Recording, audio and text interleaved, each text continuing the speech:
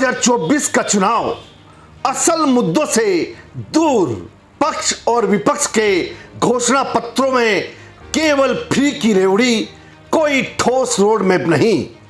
हमारे देश में शिक्षा से लेकर स्वास्थ्य जैसे क्षेत्रों की दुर्दशा, देश की 140 करोड़ से ज्यादा की आबादी, सिर्फ 8.15% ग्रेजुएट, आबादी के लिहाज से ये आंकड़े बेहद कम। मजाल है जो कोई भी राजनीतिक दल शिक्षा और स्वास्थ्य की दुर्दशा पर बात छेड़े।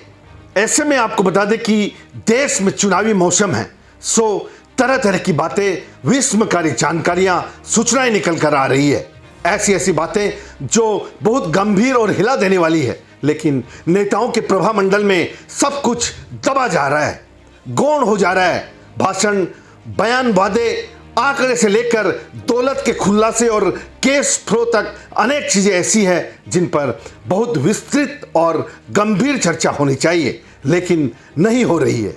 उसकी एक ही आसान वजह नजर आती है, हमारी समझ, हमारा IQ, हमारा बौद्धिक स्तर। बात कठोर और चुभने वाली है, बहुत खराब भी लगेगी, लेकिन सच्चाई यही लगती है। हम या तो गेंडे जैसी सख्त और बेहद मोटी चमड़ी के हो गए हैं जिस पर कुछ भी फेंको तो असर नहीं होता, या फिर मिट्टी के लोंदे हैं जिसके न आंख है, न कान है, और न मुंह और न ही दिमाग। देश में करोड़ ग्रेजुएट हैं, 140 करोड़ से ज्यादा की आबादी, सिर्फ 8.15% ग्रेजुएट। हैरत अंगेज बात है। आबादी के लिहाज से ये आंकड़े बेहद कम हैं। मजाल है जो कोई शिक्षा और स्वास्थ्य की दुर्दशा पर बात छेड़े। 80 करोड़ जनता को फिर अगले 5 साल मुफ्त अनाज देने का वादा। मजाल है किसी की जो कहे हम इन 80 करोड़ निरीह जनता को आत्मनिर्भर बनाएंगे।